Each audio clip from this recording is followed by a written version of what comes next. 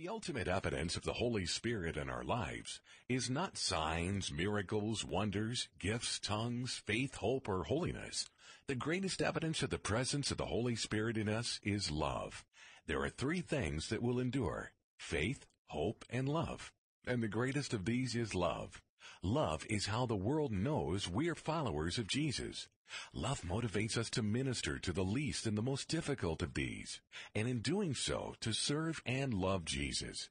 Love inspires two great commandments that Jesus gave to us. Love agape, that is selfless, unconditional, and completely giving, is impossible without the help of the Holy Spirit. He pours God's love out of our hearts. For we know how dearly God loves us, because He has given us the Holy Spirit to fill our hearts with His love. When the Holy Spirit fills us with love, every fear, every worry flees. This is God 321. And now, here's your host, Danny Hutchins. Hello, Detroit. Hello, Warren. Hello, Rochester Hills. Hello, Clarkston. Hey, I missed you guys. I was gone last week from Wednesday, and you had our beautiful, wonderful host, Debbie Brown, who did acting. She acted out, and she became Women of the Bible.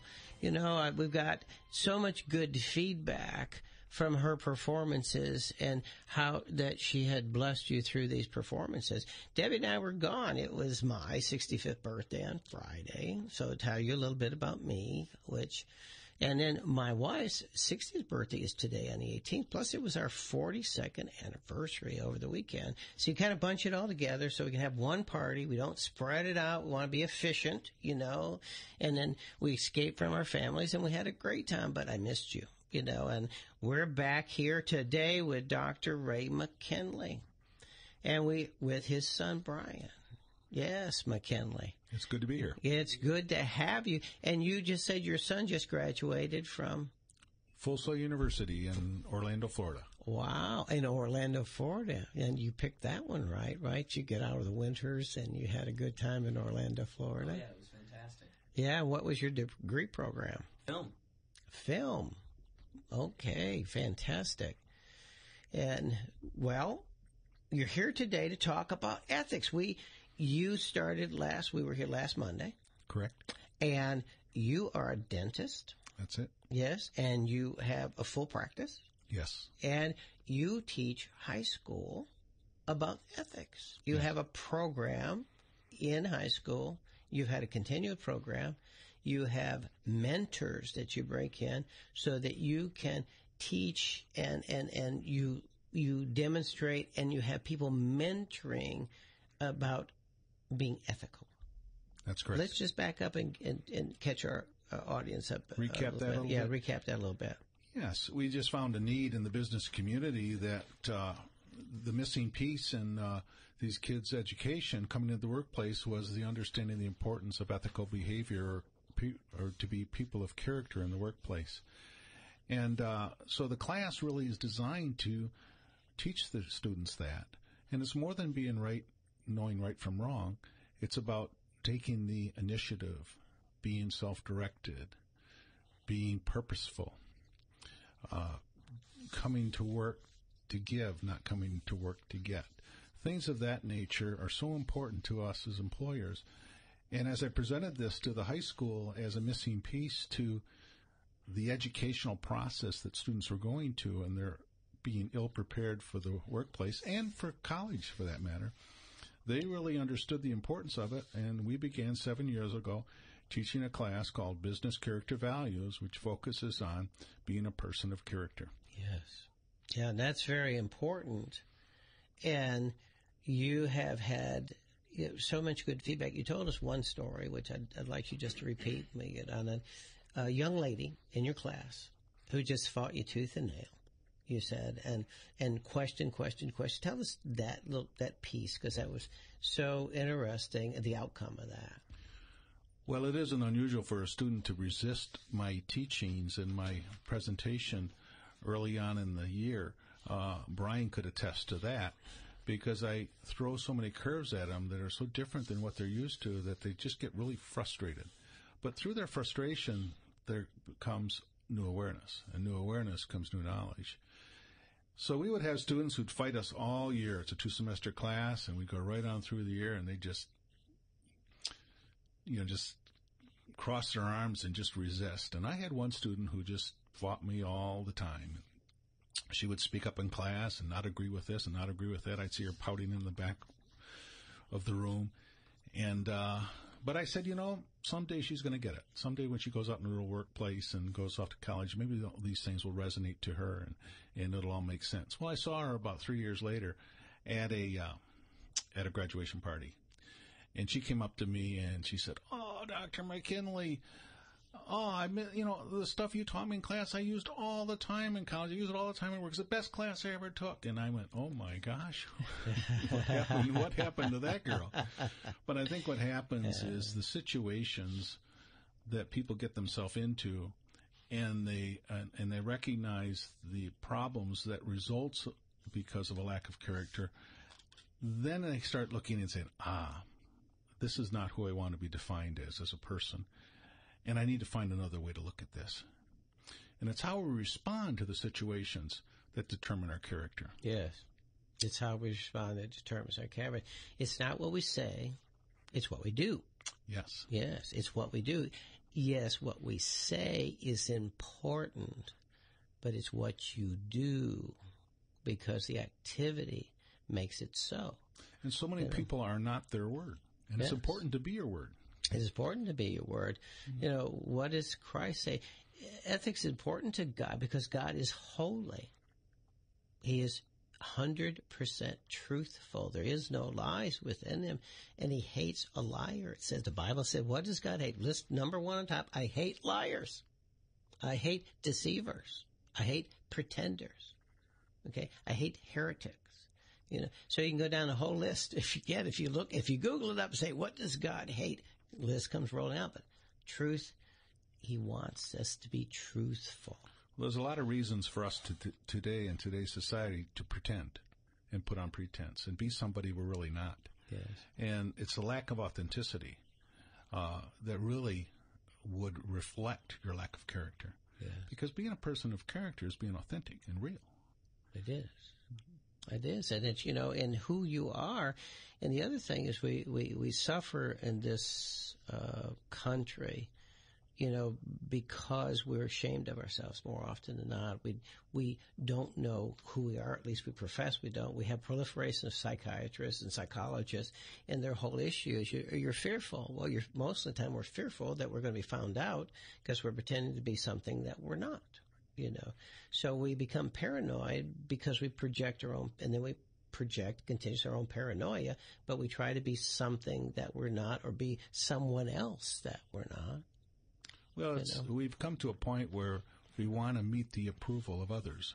And it seems like our fear of rejection, or fear of being disapproved of, or fear of not being liked, becomes a motivating force, that fear. Mm-hmm. And that's really not being the person who you really are. And being comfortable in your own skin and having the self-esteem and the level of respect for yourself, that you're doing this because of your core beliefs and values, is so important. So it's important that we ground ourselves in core beliefs, values, and principles that determine how we respond in every situation. Well, ethics is, just think in this world, if everyone just did exactly what they wanted, anytime they wanted, regardless of the consequences, and they disregarded anyone else in life. That's a world without ethics, is it not? Juanitis is one of our major infections of today that infects us emotionally, infects us in our relationships, and infects us in getting the outcomes we want in our life. Yeah. Well, the question is, what is ethics? What is ethics today? What is the ethics in the U.S.? Should we talk about a little bit about that article we had, or where do you want to dive into? Where do you want to jump into right now? Well, ethics, as you brought up earlier, is really an important piece to being a person of character and being a person that you can trust, a person you can count on. To be a person of character, a person of ethical behavior, leads to a quality in a person that is desirable, that people want to be around, that people want to emulate. Everyone wants to work for a person of character. They want to know that they can trust what they say and they're truthful in all their actions. And the reality is we don't have that today, because when we look at how people are responding, they're responding in a way that is to get their want done. Like you said earlier about their want. Not everything is permissible, and we certainly have a country right now that's made almost anything permissible. But is it right? Yeah. And is it the right thing to do? And the moral relativity of society today doesn't work. And we've set aside the wisdom and knowledge of 3,500 years of Judeo-Christian heritage that really told us the way to act and really what was the right thing to do. And it's all guided there for us. It's all there for us. But we've chosen to set that aside and make the ends more important than the means. Yes, we have. And, in an article that we were talking about earlier, Brian McKinley is here today because we want to make sure he's here. He's a young guy. He's just graduated from college. He's out there in the world, and he's part of the now generation.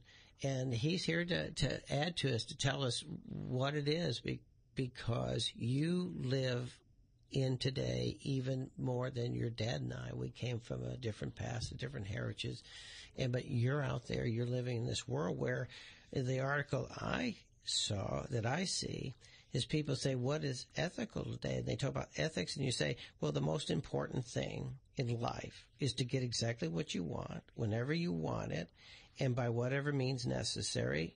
Thus, you are absolutely right to do whatever you have to do to satisfy whatever desire, craving, or wish you have, telling the truth at all times, unless it is to your advantage to lie, deceive, or tell partial truth. That truth is really not truth. Everything is gray. Everything in today's world, whether it be sales, even the ministry.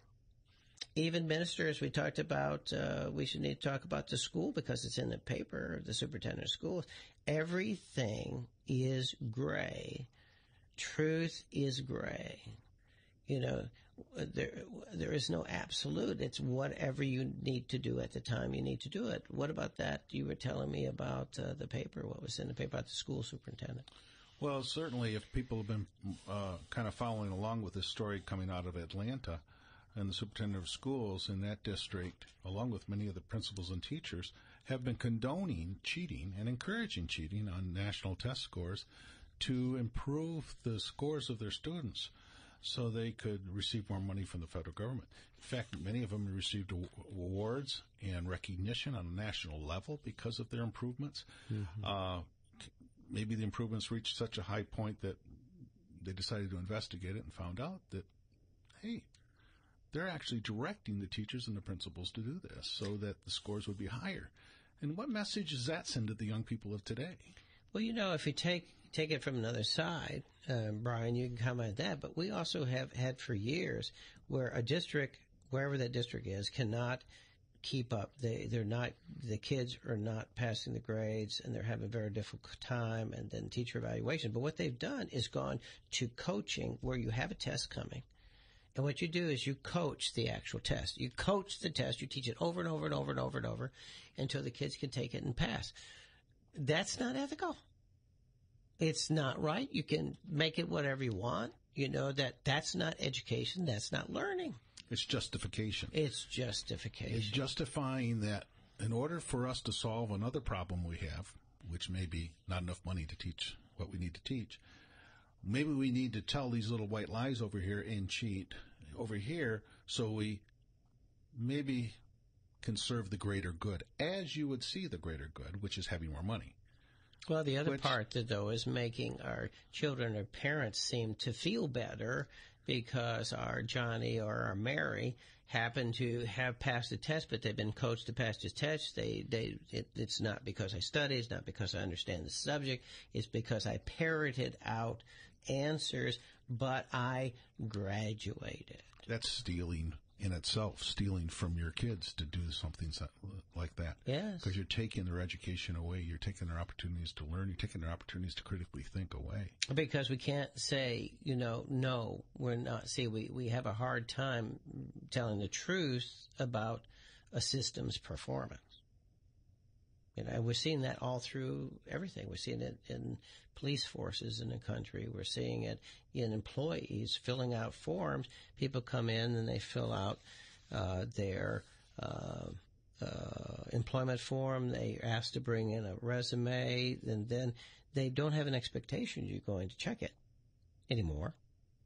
So you go out and check it, and you find out that it's not accurate by hardly any stretch of the imagination, or we leave out parts, and they don't think they're going to find it. You bring it forward, and they say, well, I understand that you've had 2 DUIs.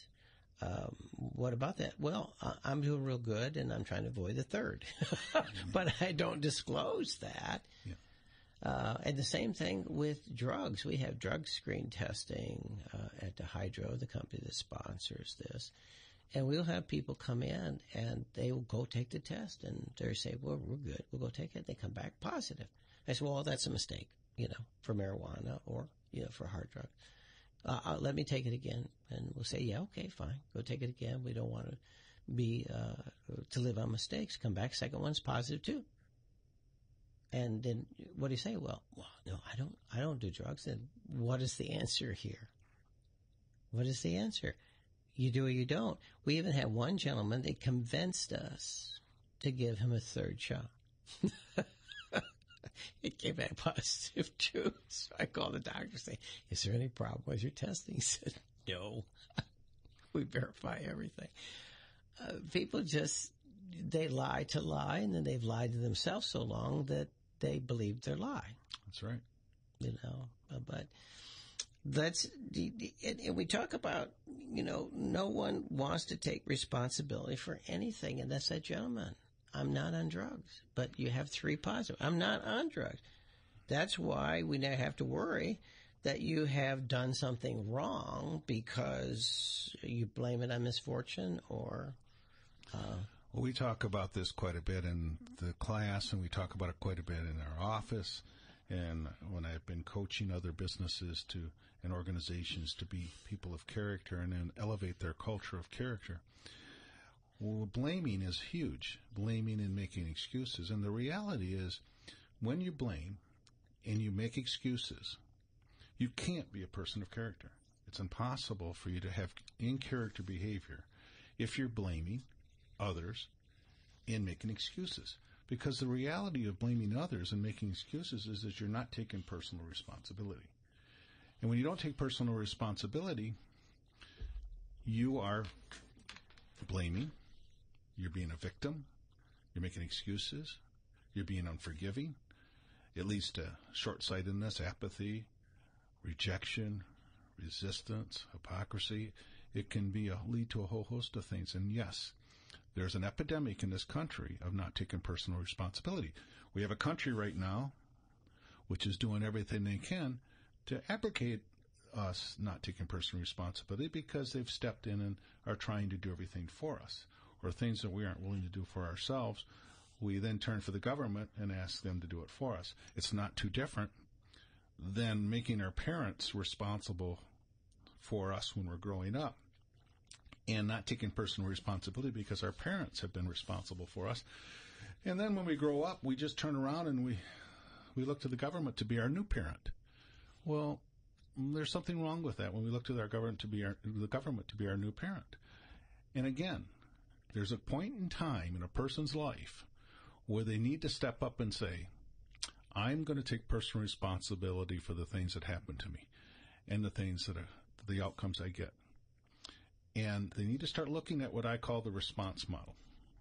And the response model is that model, and you could all imagine what this would look like if you take a square or a rectangle and put 5 lines in that rectangle. And at the top word would be response. Situation. The second word would be response. The third word would be principle. The fourth, value. And the fifth, principle, or a belief. So you have situation, response, principle, values, and belief. Now, the reality is that when a situation occurs, and you might ask yourself, why does one person respond to it one way and then another person respond to it in a totally different way? The reality is that the core belief and values in those two different people are different. So that makes the response different. So we can look at another person and see how they're responding and learn something about their core beliefs and values that determine how they respond, obviously, to the situations of their life. So this is where we can really begin to study when people start not taking personal responsibility and see where their mischief is that's causing that to be. And it's most frequently blame. And blame is in every aspect of our life. We watch TV and we see everybody blaming everybody else. We see newscasts and everybody blaming everybody else. It's an epidemic in this country how we have gone to excuse-making and blaming, which it makes it very difficult, if not impossible, to be a person of character.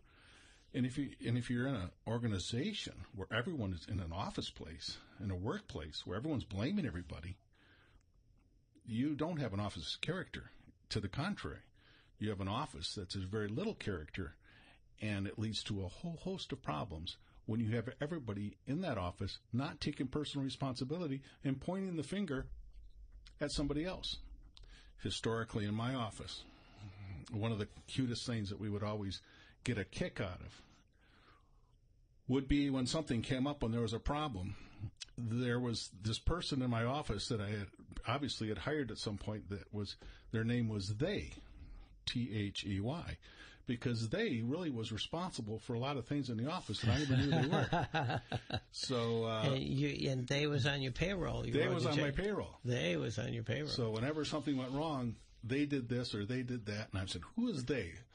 And so we and when you realize how prevalent that is in the mindset of your employees, you realize you have to make a purposeful intention to transition that behavior and belief to something different, to where we say, no, you need to look at inside and say, what role did you have in this? Take personal responsibility for it, and don't pass it on to somebody else. Specifically, don't pass it on to they. Yeah, don't pass it on to they. And then, we have the situations, I talk to many employers, where one employer has a policy that, and they're a plumbing company, plumbing contractor, they have a policy that if anything that they have, their employees can borrow tools. If they need materials to do a home project, they're welcome to those materials. What they're asked to do is make out a list of materials you want, and then they can pay for them, and they pay for them at cost. They don't get marked up at cost. And that if you need to use a tool, the tool you can use, take care. There's no cost to using a drill, a motor, whatever tools that you need to do the job at home.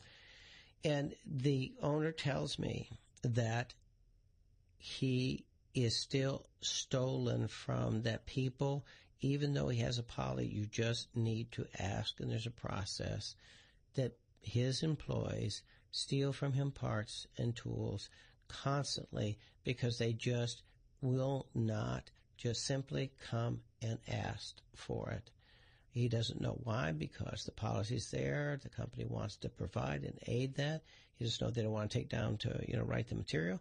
They just take it, and it's gone. And the few that have been caught, they say, well, I just thought I would borrow it and then bring it back. You're not going to really miss it. But there's a procedure. You have to check it out because we may need that tool.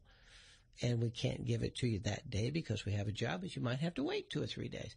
But here's a policy of a person who's wide open, and he has total problems with employees that hire. They just take the tools and the materials without asking. Well, that goes I would say that goes to the core belief and value of that person. What do they believe about themselves and about their employer that would cause them to do such a thing? It's a great question to ask. Yeah. And we could speculate what that might be like, But, maybe it's a sense of entitlement. Maybe it's a sense that I'm not getting paid enough. Maybe it's habitual in that they've done it all their life. When you cheat on your test scores in school, they maybe get some things you don't deserve. Then maybe you bring that into your workplace as well and start asking for things that maybe you don't deserve, or taking things that you really don't deserve. Yes, so. And you take things you don't deserve for luck, and you've seen the numbers of retail, 30, it's amazing, up to 34% of retail merchandise disappears for various reasons, and a great deal of it is just theft. Theft, 34%. Anyway, 34% that we all have to pay. Appalling number, and when people realize what that is costing all of us, the lack of character, the lack of teaching character, the lack of making it important to the youth of America to live by core beliefs, values, and principles, is killing us in our society. It's costing us an enormous amount. Just that alone, seeing our prices elevate to cover that 34% loss, we're all paying for that. Yeah, we're all paying for that. Yeah, because we haven't made it important enough to make character most important. We've made achievement more important. Well, even though we go down to marriage, and we look at that, if you look at the marriage statistics, and there's different ones, but there's so many marriages that come together and then they separate.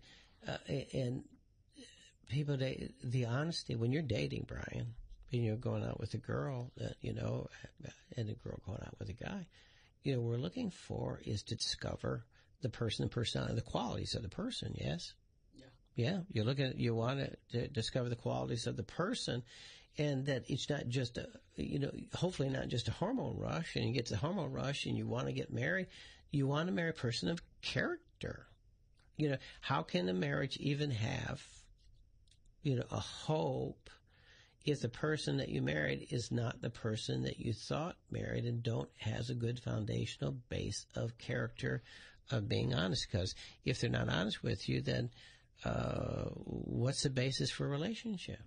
Here's your chance, Brian. Go for it. Let's let the world, all the women out there, know what it is that you're looking for in a person of character. Yeah, they're standing in line outside. I would be looking, for someone who is nurturing, I guess. I think one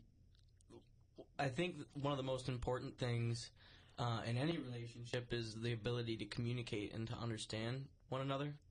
And I think that also boils down to a character issue. And if you are authentic and you're being a person of character and you're unable to communicate that, or your partner is unable to receive what you're communicating, then that would be that would cause probably a lot of tension, because there's that misunderstanding there. And so I would say, first and foremost, communication, and then after that, nurturing. But even when you have your conversations when you're dating today, the conversation is totally different than the conversations that I had, your dad had when we were dating. But the conversations are so open, and sex is a very open thing today with many young people. So when you're talking and you're trying to discover issues, is everybody just out there? Do they tell you how many affairs they had, and if how many drugs they've tried, and what are we looking for out there in the marketplace? Truth, I think, is the most important thing. And the people that I surround myself with, I try and surround myself with honest people. And those things do come up. Yeah, they do come up. And then people say, well, I know you had a past before I met you, and they leave that pregnant pause hanging in the air. But, do people answer that question? Well, no, before we get married, I want to tell you how many people I slept with. Or, before we're going, let me talk about the habits that I have. Because habits when you're married are important, because you have to live with somebody with habits, all kinds of habits. not just I snore, And it's hard for me to talk about these types of things generally. There's a lot of content here that we have that I can talk about this stuff generally all day long, but when you're getting into this talk about these intimate types of relationships, I really can't think of it in any terms other than my own situation, and I feel like I've been very blessed, actually, with honest people that I can be authentic around. That's great. And there have been those people that come along, and whether it be an authority who is asking me to be something that I'm not, or a really good friend who's asking me to be something that I'm not. And then there have been those partners, those romantic partners that have asked me to be something that I'm not, and that is not character. That's conformity. It's becoming something that's unreal. So if you're not being accepted, then and you've taken personal responsibilities for yourself, and you're being authentic, and you're still not being accepted, then you need to move on to relationships where you will be accepted. Well, you've been approached, I'm sure, with fraternities, on campus, or organizations, let's call them. Right. And organizations have their own being. Right. Where I went to school, we were believe it or not, we were very work oriented. Where I went, there were no all the school groups were focused on some aspect of the film production pipeline, not necessarily hazing pledges or anything like that. Yeah. What about just plain cheating? Cheating. It was hard to cheat on the tests that we had, because a lot of the tests that we had, it was just you, the camera, and an instructor. Okay, so you're filming, and the camera doesn't lie, right? Unless you edit it. Unless you edit in or edit out. The classes were nice and small, so we always had someone looking over our shoulder. It was nice. It was difficult to cheat. The only thing that was unfortunate is that that what it took was to have that fear. In other words, if the room was twice the size, the fear of the instructor noticing the cheating is reduced because you're covered by the. Well, that's a good point. Yeah. But in that small environment, we the fear was there, and I'm simply saying that it was sad that it was the fear that kept us in check, as opposed to our own inward motivation to say, I will not cheat. The thing that's interesting about Full Sail University, and I bring it up, it is a good institution, but there was something unique about that school that I picked up right away. And I've said before that, we focus so much on achievement in our educational process today and not enough on character. And believe me, I hire for character, not for skill and achievement. That's what I'm looking for. Yes, you have to be licensed, you have to be certified to do the job, but I'm searching for character. And I think a lot of people in the workplace now are looking for character. They can't teach character, but they can teach the skill. The thing that's unique about where Brian went to school, and maybe, Brian, you could maybe share what it meant to have this particular aspect occur at school.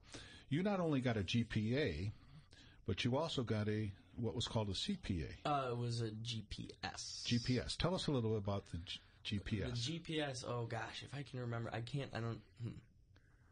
Global Professional Standards? I think that was it. Global Professionalism Standards. So in every class, we not only had a letter grade, and which created our GPA, obviously, but we had a GPS grade, which was focused mainly on attendance, your interaction with your fellow students, and your interaction with the teacher, and then lastly, the timeliness and thoroughness of your assignments. Yeah, I think we used to call that deportment, and we had, we used to get 2 grades. That's school. right. You got 2 grades. It was like a character grade and then a academic grade. Well, your dad got character grades too. That's right, I do. And one thing neat about this institution is when people call up Full Sail and ask for somebody to come and be a part of their team if they're going to call. They want to know, they know that they give a GPS grade in addition to the GPA.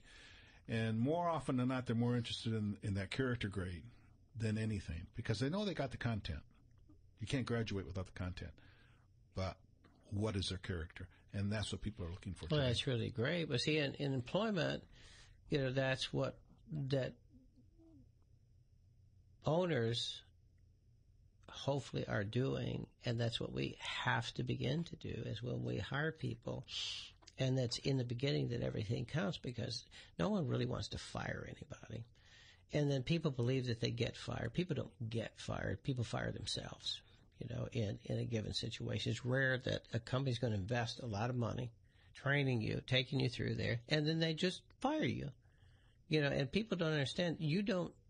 Companies don't fire. What companies do is you get fired because you're not performing in your job. And it's usually because of your ethical behavior. Companies will teach you skill, but they want someone enthusiastic and ethical and working hard to learn. And we in this country don't fire. It's not their fault, not the company's fault. But the other situation is, one of the big problems in employment and school and everything is that somebody observe somebody doing something wrong. But we will not report it. We don't stand up. We go say, look, I've observed this activity. I've observed this action. I've observed it repeatedly. I've seen it. It is wrong. No one steps up either to the police or to the authority or in the class and said, I sat here and watched this person cheat. We walk by people. We see people even on the street being attacked, and we will just not step up to report it. And that's not ethical behavior. No, it's not. And there's a way to respond to that. I can think of multiple situations throughout my life that I've had those kinds of opportunities. One time I was back in undergraduate school studying for my to get accepted in the dental school. And I remember studying one night with one person for a organic chemistry test. And bottom line is we studied really hard late into the night. I went in the next morning at 8 o'clock to take my test. And he didn't show up to take it. He called in sick, and so he had to do a makeup. Now, the challenge you have at that point is when he realized I wasn't there, he was scheduled to take it the next day. He came up and asked me and said, what was on the test? Now, that's a problem because now I had to make a decision and say, okay, if I let you know the answer to that, then everybody else in the class's grade's going to be affected because of your higher grade. And that's not fair. So what do you do in that situation? And you confront that person and say, that's really not fair, not only to me, but it's not fair to everybody else in the class. Everyone else was there today and took the test. If you're going to take it, then take it honestly and take it without the extra information that no one else had the advantage of having. And that seems to go away today. That doesn't seem to be that important. But I think in the workplace, another example of that in the workplace is when you have a person that's not being ethical. You need to say to yourself, my company that I'm working for, this company I'm working for, is being affected in a negative way by this behavior. And if you're doing something more than coming to get, and you're going to work to give and to improve the outcome of your company that you're working for, then you have a vested interest in making sure that no one is taking anything away from that and demeaning the company. And so you need to confront them and talk to them and say to them, what are you here for? Tell me a little bit about why you're here. What do you see this company being for you? What's our end in mind as a company? What's your end in mind as an individual? And process that person through the art of asking questions to maybe look and have some self-reflection and maybe consider a different behavior. So there is a way to do it. And it's not ignoring it. I would highly recommend that you don't ignore those situations, that you confront the person, not in an attacking way, but from the standpoint of, looking to the reasons behind they're doing it. Again, going to the response model. Obviously, they're responding in a very negative way to the situation. What's in your core belief that's causing you to respond this way? Let's talk about that. And maybe part information onto them that causes them to do something different. Because really, for the most part, everyone does the best they can with the prevailing awareness they have at that time. And if you invite yourself in an eloquent way, you can pass on new knowledge to them, give them some new awarenesses that maybe they didn't have before, and hopefully, in the future, change the outcomes and responses that they're having to the situations that you are having concern about. This is Dan Hutchins, host of God321.net, and we're here with Dr. Ray McKinley and Brian McKinley, and we're talking about ethics. Now, you want to send an email, you have a question, send it to Dan Hutchins at God321.net. Okay, that's Dan Hutchins at God321.net. Or go to our website, God321.net, and then you can find an area that will have that you can just put in your questions, and we have the questions for the show today. Now, Dr. Ray McKinley is going to be back with us, and we're going to have the feature, and we're going to do that on Monday. So he's going to join us each and every Monday. Looking forward to it. Yeah, and that'd be exciting for us. And we could go back and talk to Brian again. And Brian, the thing too, we go back to contracts. Let's talk about contracts today in the United States, and we're talking about ethics. But here's a good one. You go and you write a contract, and you've agreed with the contract. Let's talk about marriage contract. You make a marriage contract, which is a contract and a covenant with God. Not only a contract with your partner, it's a covenant and a covenant under God. But we take that covenant, and then we commit to it, whether it be for marriage or it's land or for anything that you buy. And our legal system has said that you don't have to honor contracts. You can basically go get a lawyer, and then you can basically question every contract that you have, and you can find a way to, depending on who you hire, to breach that contract. And we're encouraged more. It's the same thing with, all right, someone goes out, and we see it in Hollywood, actress, actor go out and they steal. And then they go get a lawyer, and they come in and say, well, they didn't really steal it. And they have this conversation in court. The crime was committed, but they didn't really do that. So contracts. Ethically, we write the contracts out. Ethical behavior. But we watch television, we watch the news, and we watch politics, and we see people. Right now we're in election phase, right? So we get promises. And we get introduced to politicians. And we all have a hope that one of those politicians would be honest and forthright and tell us what they want to do for the country and what their desires is, and that when they speak those, that they would speak it, they would write it, and they would portray who they are, and that if they get elected, that we could see that them keeping the agreement. Ah, yeah. What do you think about that, Brian? I would love to see it. This last election, fortunately, it was my first time voting in the presidential congratulations. election. That was pretty cool. Yeah. And I had a lot of friends that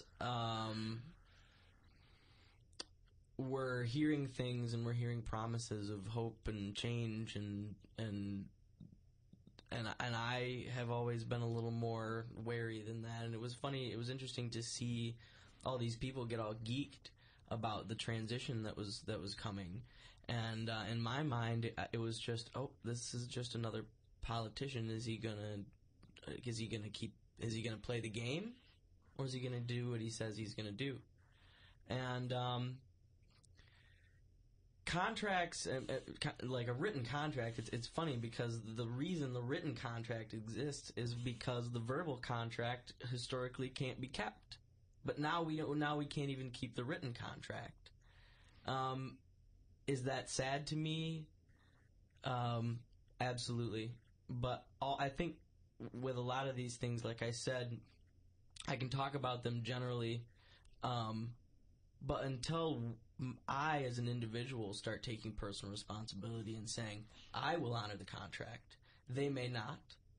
Whoever gets elected might not honor their contract with me as a voter, but nevertheless, I will honor my end of the contract, and that's all you can do. And if I do that, and my neighbor does that, and then their neighbor does that, then that's how you start accelerating faster and faster toward a culture of character, which the doctor's talking about. Yeah. Adding on to that, we have a difficult time just keeping the contracts that we make within ourselves. Yeah. We talk about the contracts that we intend to do this, or we plan to do this, or we want to do this, we're going to do this. And do we really follow through? So oftentimes we make a decision to live out a certain principle in our life, and we can't do it. All of mankind is under a contract to love one another, and that is just totally out the window at this point. Love one another if you can. If you're living on the same street and you can, then... Well, we really work in the principle of love those who are lovable, and anyone that is not lovable or not beautiful and we kind of don't like, then we do unto others as we choose and not do unto others, because we need to love each other. Even those, what does the Bible say, that you desperately despite and hate. Mm-hmm. And I think the key in all this is we look at character, and we hope to look at character in the following weeks on the Mondays that I return. The intention that I have is to get us to recognize in ourselves what we're doing that we need to be doing differently to be a person of character. Because being a person of character is what I call character is a prescription for self. We oftentimes look at character and we're very quick to point out other people's lack of character. But that's not being a person of character when you're pointing out a person out of a character's behavior. Being a person of character is to take a look within yourself and say, what do I need to do differently? I need to stop blaming. I need to stop making excuses. I need to stop value judging. When I can stop doing those things, then I'm taking care of myself instead of pointing to other people and saying, you need to quit blaming. You need to quit making excuses. It begins within. It does begin within. It has to begin within. But the other thing that we do is we lie to God. We basically we make promises to ourselves, but we talk to God and we barter. This society barters with God. Oh God, forgive me today, and I'll do this, and I'll do that, and I'll be this, and I'll be that, and then excuse me, and even in a marriage, if you look at that, try to look at a marriage and a great relationship, a great friend relationship. When you have a relationship, to be honest in yourself is right. You have to, it's about you being honest, with yourself. And then if you can be honest with yourself, then you can be honest with others. But you make a contract with a person to be a friend. You make a contract, to be a couple. And you make that contract under God, or you make it civil court. But then you don't start on the foot to be honorable, to be forthright, to be truthful within yourself. You make the contract and you don't intend to keep it. The intention is to do unto others, right? Before they do it to you. Well, I can certainly point out the mistake of the other person very easily. Yeah. You're the problem. That's real easy to see. It's easy to leave. See, the thing is, marriage today, well, we got 1 minute, so we're going to have to leave that today. I've got to close the show out. Sure. Thank you. Next week, you're going to be here Monday? Yes. You're going to bring Brian with you on Monday? We'll have to see. We'll have to listen to the tape and see how he did. Well, he's going to do better as he gets more freedom into conversation. Yes. But this is Dan Hutchins at God 321. And Dan Hutchins, God321.net. Look us up on the internet. And we want you to call us, okay? You can call us at the studio, WLQV, 888-666-4283 and 9578. And look online, Dan Hutchins at God321.net. And tomorrow we're going to have Rabbi Jacobson from the streets of New York. He is ministering. He is a Messianic Jew who's ministering to Jews in New York. They got 30 days. They're out on the streets. They're passing out hundreds of thousands of pamphlets. They're meeting people, greeting people. And he's going to talk to us right from New York tomorrow. So we're going to be right here. And you know we're on at 2 to 3, and we're on 11 to 12 tonight. This show will repeat tonight. So listen in for Dr. Ray McKinley tonight about ethics, and we are out of here.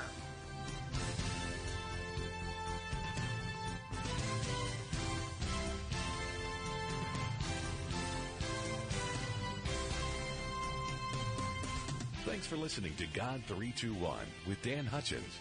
God 321 is sponsored by Dihydro Services, Inc. To learn more about the person of the Holy Spirit, visit God321.net. That's God321.net. Or call 586-978-0541. That's 586-978-0541.